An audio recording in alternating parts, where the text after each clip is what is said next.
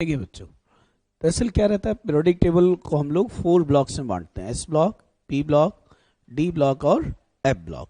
ये क्लासिफिकेशन का बेसिस क्या रहता है कि जो हम इलेक्ट्रॉनिक कॉन्फ़िगरेशन लिखते समय जो आखिरी इलेक्ट्रॉन, जो लास्ट इलेक्ट्रॉन है, वो किस सबसेल में एंटर होता है, उससे हमारा ब्लॉक डिसाइड होता है। एस ब्लॉक दरअसल क्या रहता है, एस ब्लॉक कंसिस्ट ऑफ, ये स्मॉल रहता है ना, चाहे तो यूं बना दें आप, S block consists of two groups, group 1 and 2। देखो ग्रुप 1 में एलिमेंट्स में कौन कौन आएगा। ग्रुप 1 जो एलिमेंट्स रहते हैं हमारे, hydrogen, lithium, sodium, potassium, rubidium, caesium और फ्रांसियम। इनके अगर एटॉमिक नंबर की हम लोग बात करें तो ये इसमें है, ये इसमें रेडियो एक्टिव,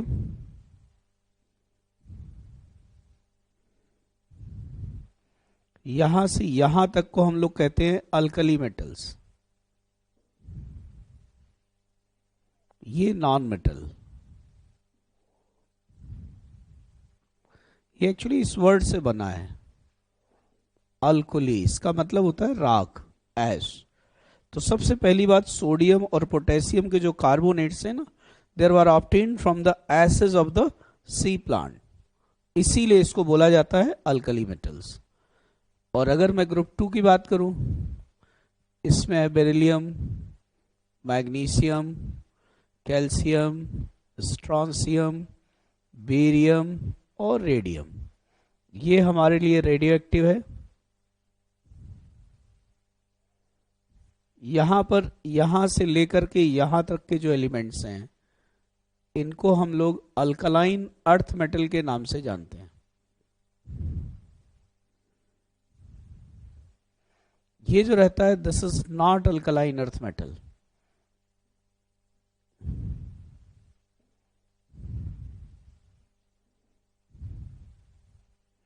देखो इसके एटॉमिक नंबर पर ध्यान दो तुम,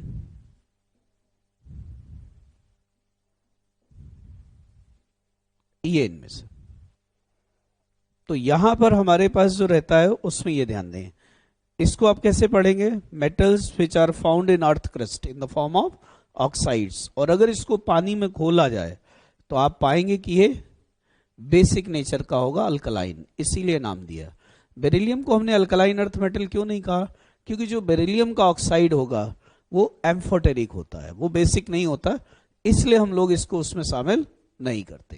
तो इस पूरे एस ब्लॉक के अंदर ध्यान रखें, हाइड्रोजन नॉन मेटल है और बाकी सभी हमारे क्या हैं, मेटल्स रहते हैं। ठीक है, देखिए बच्चों, फिजिकल प्रॉपर्टी जैसे लें अपन, इसमें पहला आता है general valence shell electronic configuration. तो ये हमारे लिए क्या रहा, NS1, इसका क्या होगा NS2, है ना। जैसे आप लिखते हो लिथियम 2S1, है ना, सोडियम 3S1। ऐसे यहां पर जो है, अगर मैं इसमें एटॉमिक साइज की बात करूं, यहां नेचुरल है, जब मैं एटॉमिक साइज बोलता हूं तो इसका मतलब क्या रहा, यहां पर मेटेलिक रेडियस। जैसे आप नीचे चलेंगे, नेचुरल है, यहां क्या है, नंबर ऑफ सेल्स ऐड होती जाएंगी। इसमें आउटर मोस्ट 2S1, ये 3S1,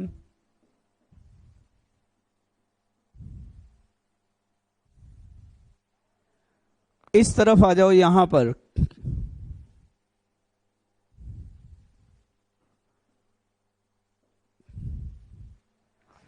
ऑक्सीडेशन स्टेट की अगर मैं बात करूं, और लिख लीजिए इसमें, अगर अपन आयनिक साइज की बात करें इसमें, या आयनिक रेडियस कहें, तो भी इसमें ऑर्डर वही रहेगा।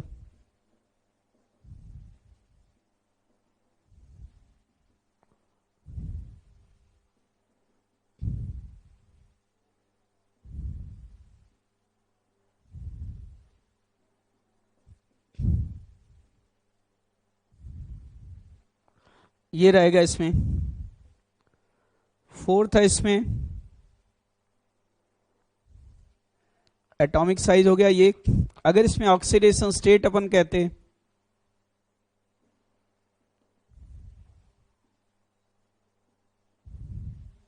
ये आसानी से इससे गेस कर सकते हो। देखो यहाँ +1, यहाँ +2, कंपाउंड्स तुम्हें जो मिलेगा। नेक्स्ट रहा करता है इसमें मेटेलिक बॉन्ड की। अगर मैं स्ट्रेंथ की बात करूं इसमें, समझ में आ रहा है? तो दरअसल क्या होता है, जो मेटेलिक बॉन्ड की स्ट्रेंथ होती है वो इन्वर्सली प्रोपोर्शनल टू साइज होती है। एटम जितने बड़े साइज का होगा उस बॉन्ड की स्ट्रेंथ क्या होगी मेटेलिक बॉन्ड की, उतनी कमजोर। तो यहां पर सही मायनों में जो आप मेल्टिंग पॉइंट का ऑर्डर लेंगे ये मेटेलिक बॉन्ड की स्ट्रेंथ पर बेस्ड है। तो इसमें ये रहता है।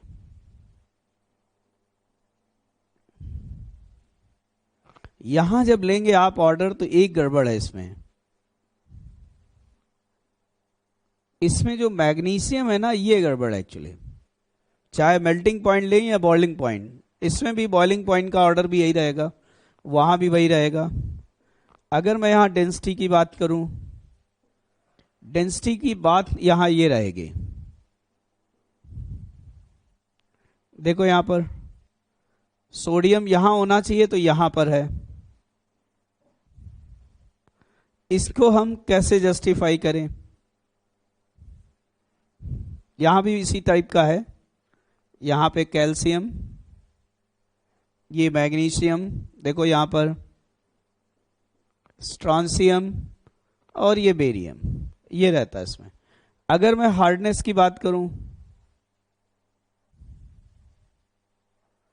तो यहां याद है क्या आ जाएगा ऑर्डर?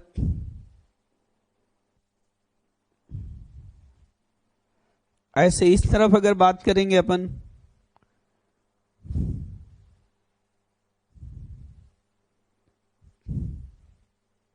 ये रहेगा इसमें, है ना? तो ये हमारे पास रहे। और इसमें से प्रॉपर्टी अगर देखना हो तो लिथियम याद है हार्ड, ये हमारी सॉफ्टनेस क्या है, बढ़ती जाती है। तो आप यहां पाएंगे आसानी से चाकू से कट किए जा सकते हैं, इनकी ये हालत होती है। ऐसे ही यहां अगर मैं आयोनाइजेशन एनर्जी की बात करूं तो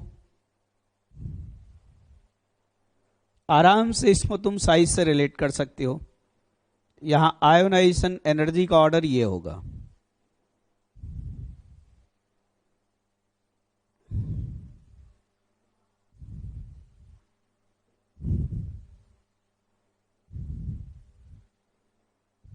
ये इसमें है ना। तो ये कुछ प्रॉपर्टी हमारी रहती हैं जो सेस ब्लॉक से रिलेटेड है। देखिए बच्चों, स्पेसिफिक हीट क्या रहा करती है तुम भी जानते हो, पर यूनिट मास। किसी का भी अगर टेम्परेचर हम 1 डिग्री सेल्सियस बढ़ाए हैं, उसके लिए जो हमें हीट देनी पड़ती है उसको हम कहते हैं स्पेसिफिक हीट। यहां पर जब आप स्टार्ट करेंगे तो हमें याद होगा मेटेलिक बॉन्ड की स्ट्रेंथ सबसे ज्यादा कहाँ है, यहां पर। तो इसकी स्पेसिफिक हीट सबसे ज्यादा, फिर मेटेलिक बॉन्ड की स्ट्रेंथ कम होती जाती है। ऐसे ही ऑर्डर यहां भी है। अगर मैं हाइड्रेशन एनर्जी की बात करूं तो ऑर्डर ये रहेगा इसमें। इसमें मॉड मैंने क्यों लगाया, क्योंकि रिलीज होगी, तो इसे हाइड्रेशन एनर्जी कहो या हाइड्रेशन एंथैल्पी कहो। ऐसे ही अगर इसकी बात की जाए तो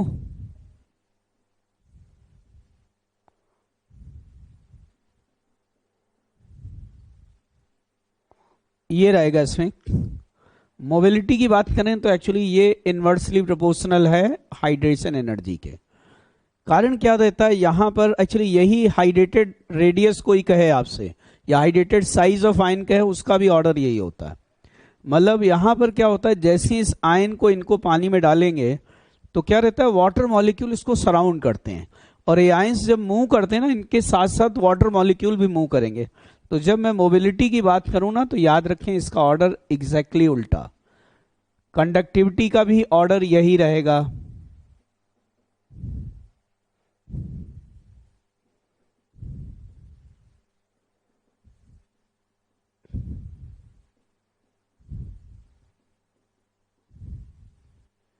ये रहेगा इस केस में।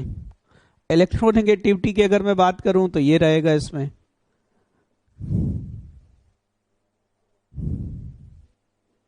है ना। ऊपर से नीचे चलने पर ग्रुप के क्या कम होता जाएगा। यहां पर ये 1 और ये लगभग 0.7 के करीब। ऐसे ये बेरिलियम,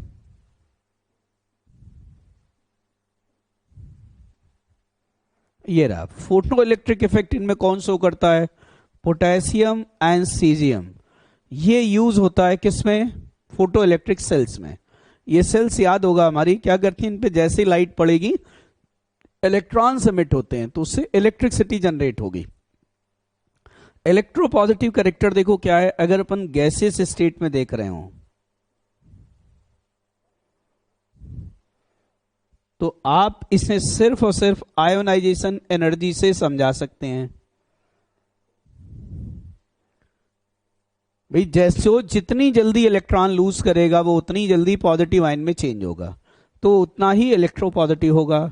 तो यहां पर जो ऑर्डर आएगा वो एक्चुअली क्या रहा, आयोनाइजेशन एनर्जी से जस्ट उल्टा। तो गैसियस स्टेट के अंदर जो ऑर्डर रहता है ना वो ये है।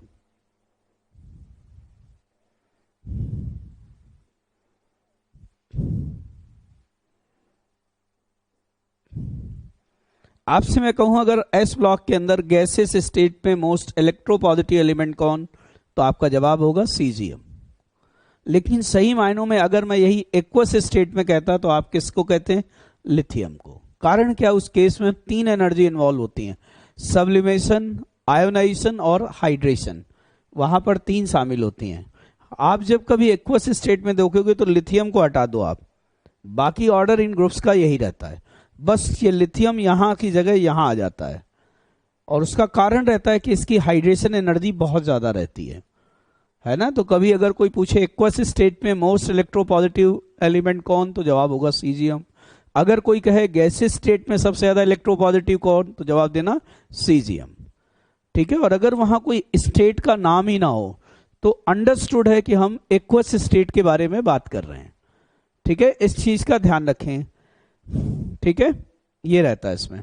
देखिए बच्चों, रिड्यूसिंग पावर की अगर अपन बात करें, देखो गैसियस स्टेट में करते हो तो अभी अभी बात की कि हम इसे आयोनाइजेशन एनर्जी से रिलेट कर सकते हैं। तो यहां पर क्या रहेगा, जस्ट उल्टा। यहां रिड्यूसिंग पावर का जो ऑर्डर आएगा वो ये रहेगा, इसी टाइप का ऑर्डर यहां भी रहेगा।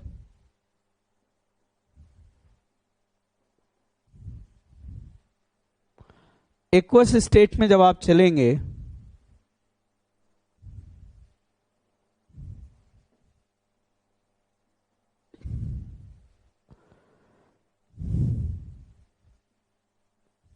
यहां पर देखो, इसमें फर्क कहां पर है, सिर्फ इसमें।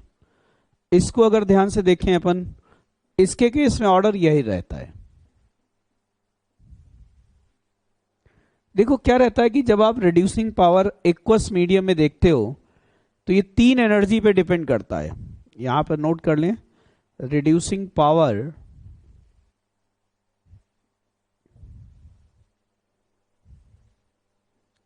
In aqueous medium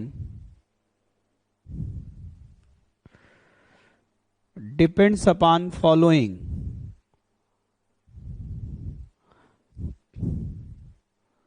energies.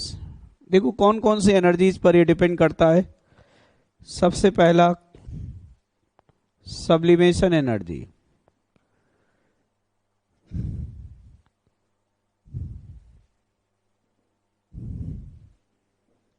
इसके केस में क्या रहता है भाई, सब्लिमेशन का मतलब है कि सॉलिड्स को डायरेक्ट गैस में बदलना। इसके लिए जो हम लोग एनर्जी देंगे उसको कहते हैं सब्लिमेशन एनर्जी। इसका अगर आप ऑर्डर देखें तो ये मेटेलिक बॉन्ड स्ट्रेंथ के डायरेक्टली प्रोपोर्शनल है। जहां पर मेटेलिक बॉन्ड स्ट्रेंथ ज्यादा होगा वहां सब्लिमेशन एनर्जी भी ज्यादा होगी। अगला आता है इसमें आयोनाइजेशन एनर्जी।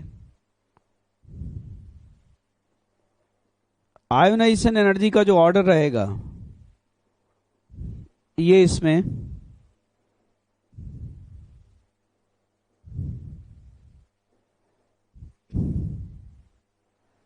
ये रहेगा इसमें। ठीक है, इसमें क्या रहता है, जो हमारा मेटल गैसियस स्टेट में है ये वाला, इसको आप एनर्जी देंगे किस में कन्वर्ट हो जाएगा, मेटल आयन में। अब हम इसको जो है वाटर में डिप कराएंगे, जो एनर्जी रिलीज होगी उसको क्या कहोगे,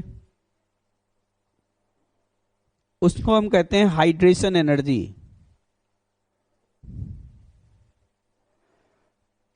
यहां इसका जो ऑर्डर आएगा, यहां पहले तो समझ लें क्या रहेगा, M प्लस, इसको आप पानी में लेंगे, ये इसमें कन्वर्ट हो जाएगा, और यहां जो एनर्जी ये रिलीज हो रही है यही है ये हाइड्रेशन एनर्जी। और हाइड्रेशन एनर्जी का अगर अपन ऑर्डर देखें तो इसका ऑर्डर एक्चुअली ये रहता है, lithium plus, Na plus, K plus, rubidium plus और सीजियम प्लस, ये इस तरह का ऑर्डर आएगा। ये जो पर्टिकुलर ऑर्डर रहा करता है इसको ध्यान से देखें। अब इस पर्टिकुलर केस में आप क्या पाएंगे, देखिए ध्यान से, इनके अंदर यहां पर ये दोनों एनर्जी अपने को देनी पड़ती। जैसे मैं कहीं पर कहूं कि तुम्हें रिड्यूसिंग पावर किसका ज्यादा, इसका मतलब हम मेटल की तारीफ कर रहे हैं। तो आप हमेशा एक बिजनेसमैन की तरह रहिए, जो एनर्जी देनी पड़ती है समझ जाया करो ये इन्वेस्टमेंट है, तो अपन चाहेंगे कम से कम। हाइड्रेशन एनर्जी रिलीज हो रही है तो ये क्या होनी चाहिए, ज्यादा से ज्यादा। अभी मैंने आपसे क्या कहा, सबसे ज्यादा जो है किसका रिड्यूसिंग पावर है, Li का एक्वस मीडियम में, तो इसका मतलब मुझे इसकी तारीफ करनी है। तो देखिए क्या रीजन देना चाहिए। पहली चीज, हाई रिड्यूसिंग पावर वाला कौन होगा, जिसकी सब्लिमेशन एनर्जी कम हो और आयोनाइजेशन एनर्जी कम हो, और हाइड्रेशन एनर्जी क्या होगा, ज्यादा से ज्यादा। देखो जरा यहां पर ध्यान से, क्या सब्लिमेशन एनर्जी इसकी सबसे कम है ग्रुप 1 में, नहीं। क्या आयोनाइजेशन एनर्जी सबसे कम है, मतलब नहीं। मतलब हम इन दोनों के बारे में बात नहीं करेंगे, समझ में आ रहा है। अब आ जाओ जरा इस पर, हाइड्रेशन एनर्जी देखो ये सबसे ज्यादा है, तो सही मायनों में इसके लिए फेवरिंग फैक्टर कौन सा है, सिर्फ और सिर्फ ये है। कल को कोई तुमसे पूछे कि लिथियम जो है उसका रिड्यूसिंग पावर मेटल में सबसे ज्यादा क्यों, तो वहां जवाब देना due to the high hydration energy of Li plus ion. ये रहती हैं जो हमारी मेनली फिजिकल प्रॉपर्टीज हैं। देखिए बच्चों, फ्लेम टेस्ट दरअसल क्या रहा करता है, ये कैरेक्टरिस्टिक टेस्ट है किसका, एस ब्लॉक के मेटल्स का। इनमें दरअसल क्या रहता है, देखो अपन फ्लेम को अगर देखें, बंसन फ्लेम को घर में ही जो अपन गैस जलाते हैं ना, उसी को अगर ध्यान से देखो यहां पर दरअसल क्या रहता है, जो फ्लेम के मेन जो रहते हैं दो हिस्से, वैसे तो 4 रहते हैं पर अपने को 2 लेयर, 2 जो है फ्लेम के पोर्शन से मतलब है। देखो पहला जो बाहर वाली होता है इसको अपन कहते हैं ऑक्सीडाइजिंग फ्लेम, इसे नॉन ल्यूमिनस फ्लेम भी बोलते हैं।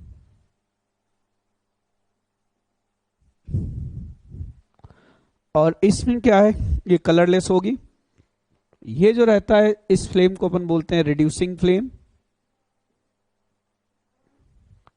उसका कारण रहता है यहां देखो, इसके आसपास क्या है, एक्सेस में ऑक्सीजन है, तो ये क्या रहता है, कंप्लीट कंबशन ऑफ फ्यूल होगा। लेकिन जो अंदर की फ्लेम बनी उसमें इनकम्प्लीट कंबशन होता है।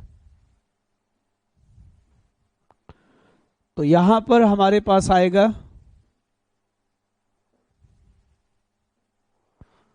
ल्यूमिनस फ्लेम, इसमें presence of unburn carbon particle रहा करते हैं।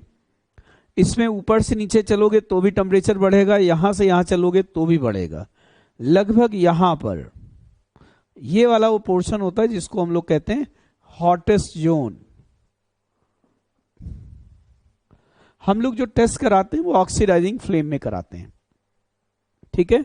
होता यह है कि जैसे ही अपन क्या होगा, सॉल्ट को पकड़ करके जैसे ही ऑक्सीडाइजिंग फ्लेम में ले जाएंगे, ये कलरलेस फ्लेम है, तो अलग अलग जो सॉल्ट हमारे एस ब्लॉक के होते हैं, they impart different colour to oxidising flame. और वो जो कैरेक्टरिस्टिक इनके कलर आते हैं उन्हीं से हमें पता लग जाता है कि ये कौन से मेटल के लिए है। तो चलिए देखिए ध्यान से, यहां पर जैसे अपन मेटल लिखते हैं और यहां है colour imparted to oxidising flame,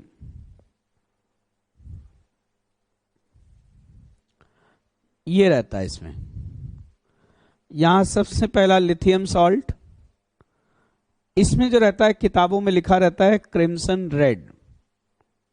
crimson red का मतलब सिंदूरी लाल, ठीक है। इसमें कहीं कहीं रोज रेड भी लिखा रहता है, कहीं कहीं पिंक भी लिखा रहता है ना, इस तरह की चीजें भी लिखी रहती हैं इसमें। बाकी एक आप कलर कभी कभार नाम और सुनोगे, कार्मीन रेड। कार्मीन रेड का मतलब होता है रेड वाइन, जो वाइन है ना रेड वाइन का कलर वैसा। नेक्स्ट आ जाती है यहां सोडियम सॉल्ट। सोडियम सॉल्ट के केस में आता है ये गोल्डन येलो। तीसरा अगर मैं पोटेशियम सॉल्ट लूं तो यहां होता है लाइलैक कलर। लाइलैक से हमारा मतलब होता है पेल वायलेट। नेक्स्ट है इस केस में कैल्शियम को लेंगे तो ब्रिक रेड। यहां पर अगर हम लोग स्ट्रॉन्सियम को लेंगे तो क्रिम्सन रेड। क्रिम्सन रेड आपने देखा होगा, पहले भी आया था यहां लिथियम वाले में। सिक्स्थ इसमें है बेरियम, ये एप्पल ग्रीन। सेवेंथ रहता है इस केस में रुबीडियम का salt, red violet. Then caesium salt रहता है ये ब्लू कलर। अच्छा, यहां पर एक चीज ध्यान रखें, बेरिलियम एंड मैग्नीशियम सॉल्ट।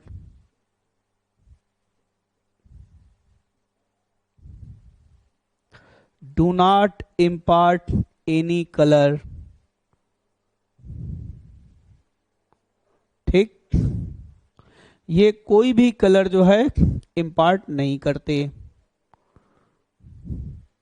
उसका कारण है इनका साइज होता है छोटा, जो इलेक्ट्रॉन्स होते हैं स्ट्रांगली बॉन्डेड हैं, तो इन्हें एक्साइट करने के लिए जो हमें एनर्जी देनी पड़ेगी वो काफी ज्यादा होती है, वो विजिबल से भी ज्यादा है। तो जो एमिट होगा इसका कॉम्प्लीमेंट्री वेवलेंथ वो भी अल्ट्रावायलेट में आएगा। और भगवान ने अपने को इतनी अच्छी आंखें तो दी नहीं कि जो अपन अल्ट्रावायलेट को देख पाए। तो यहां पर जो है इसे ध्यान दें। याद रखने का आसान तरीका देखो, एस से सोडियम और एस से सोना। सोना कैसा होता है? Golden yellow. अपने लोगों में दो इष्ट देवियां हैं, देखा होगा, जिनकी सबसे ज्यादा पूजा अर्चना की जाती है, एक तो दुर्गा माँ और काली माँ। तो ये क्या बन गया? काली माँ। ठीक, अब आप रेड वाले ध्यान से देखो, यहां ये रोज रेड, ये ब्रिक रेड, ये क्रिम्सन रेड। आराम से रेड वालों को देखो। अब देखो, किसी को देख के तुम्हारे मन में आया मैं गुलाब का फूल दूं, वहां तुम देने पहुंच गए, सामने वाले ने फूल फेंक दिया और ईंट उठा ली मारने के लिए। या ये भी हो सकता है, कहते ना सिक्के का दूसरा पहलू भी होता है, हो सकता है वो ये बोले इतनी देर क्यों लगा दी। फिर तुम्हारी जो दोस्ती हुई उसकी परिणति क्या होगी, रिजल्ट क्या होगा? शादी ब्याह। तो अपने क्या लगाते हैं? सिंदूर। फिर बैठ के दोनों एप्पल खाएं। आराम से इस तरीके से तुम रिलेट कर सकते हो, है ना। आरबी से रेड वायलेट ये मिलता जुलता है, सीजियम बिल्कुल अलग है, ये हमारा ब्लू है। तो इसे नोट कर लें, एग्जाम में से पूछते खूब हैं, ठीक है। तो ये ध्यान रखें इसमें। ये प्यारे बच्चों, अभी हम जो पढ़ेंगे वो है लिक्विड अमोनिया टेस्ट, कि अगर कभी अपन एस ब्लॉक के मेटल्स को लिक्विड अमोनिया में डालें, है ना। लिक्विड अमोनिया कैसा होता है? कलरलेस। जैसे इसमें अपन एस ब्लॉक के मेटल्स को मिलाते हैं ना, तो कलर क्या है? ब्लू हो जाता है। तो यहां पर आप ये लिखें,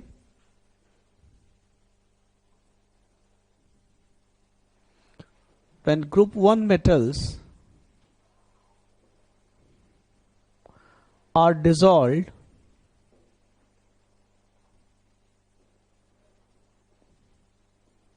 in liquid ammonia, solution becomes blue.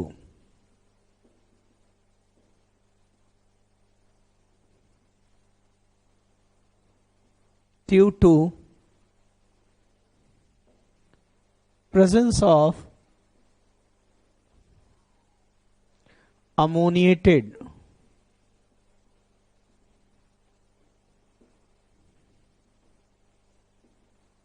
Electrons, है ना। जैसे अपन ने अल्काली मेटल लिया एम, ये हमारा जो एम होगा ये लिथियम से लेकर के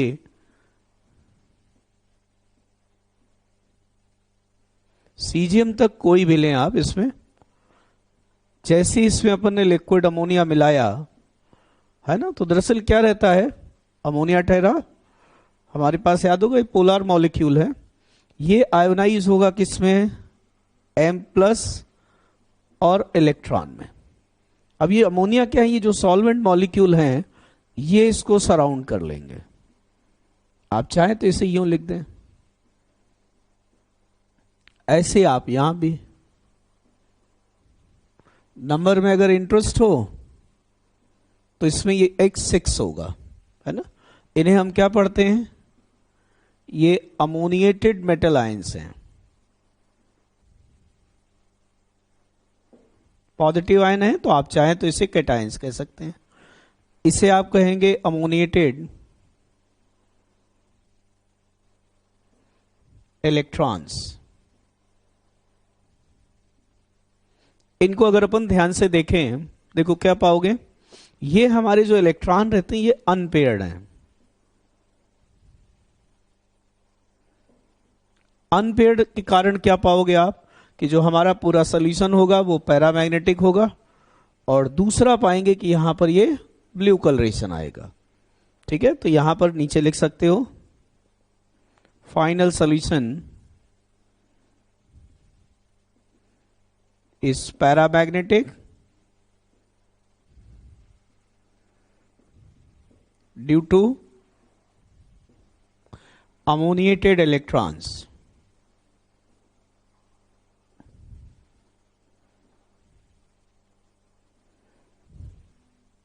और यहां पर and this solution conduct electricity due to, दोनों यहां अमोनिएटेड जो मेटल कैटाइंस है और अमोनिएटेड इलेक्ट्रॉन दोनों के कारण, due to presence of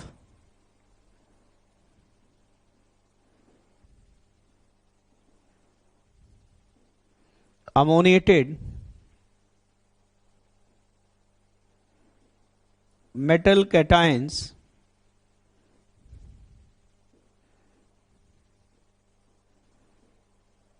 and ammoniated electrons।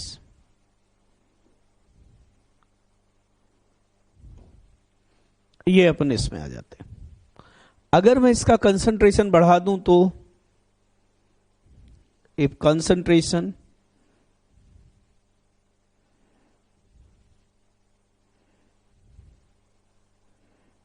of solution is more than 3 molar, then color changes to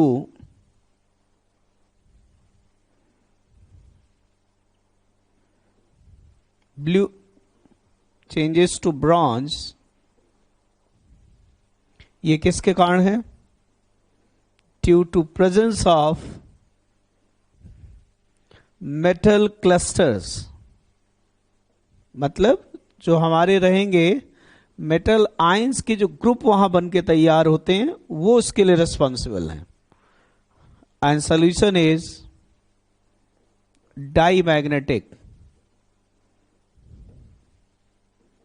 ये डाईमैग्नेटिक क्यों होगा, ड्यू टू पेयरिंग ऑफ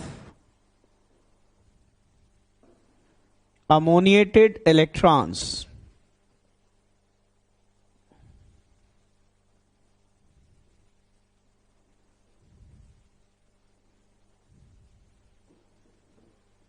तो ये यहां पे रहा करता है एक्चुअली। इन चीजों को अगर अपन देखें तो यहां ये पाएंगे।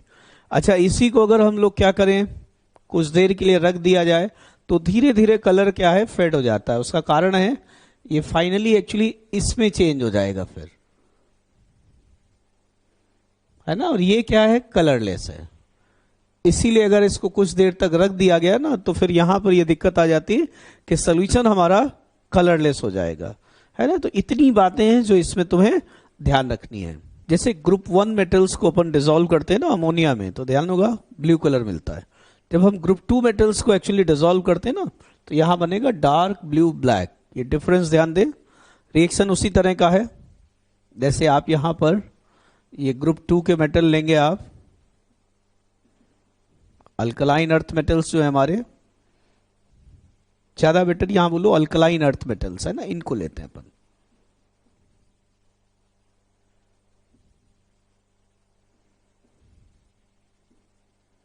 या ग्रुप 2 मेटल, इनमें जैसे हम लोग अमोनिया को इसमें शामिल करेंगे तो यहां इस तरह का रहता है, यहां 2+ है तो ये रहेगा,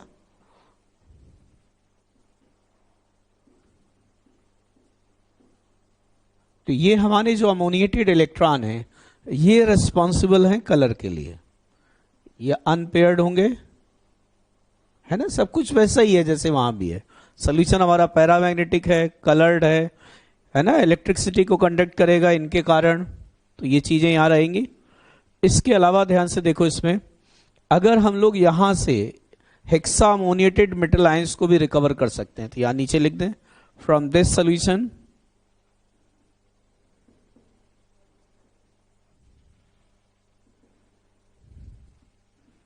ये हमारे जो मेटल आयंस हैं इस टाइप के रहते हैं, यहां x की वैल्यू जो रहेगी ना वो 6 है एक्चुअली, कैन बी रिकवर्ड। तो ध्यान रखिए यहां पर इतनी बातें अपने को ध्यान रखनी है। अब कुछ इसमें अलग से समझ लें आप लोगों ने एक नाम सुना होगा बर्च रिडक्शन का। बर्च रिडक्शन में आप किसको यूज करते हैं? Sodium in liquid ammonia. ध्यान में आया?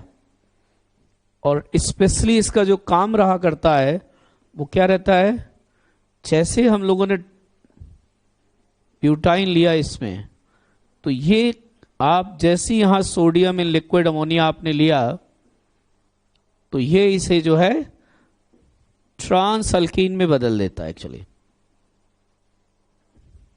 तो ये इसकी एक खासियत रहती है, समझ में आ रहा है? अगर आपने कभी बेंजीन लिया यहां,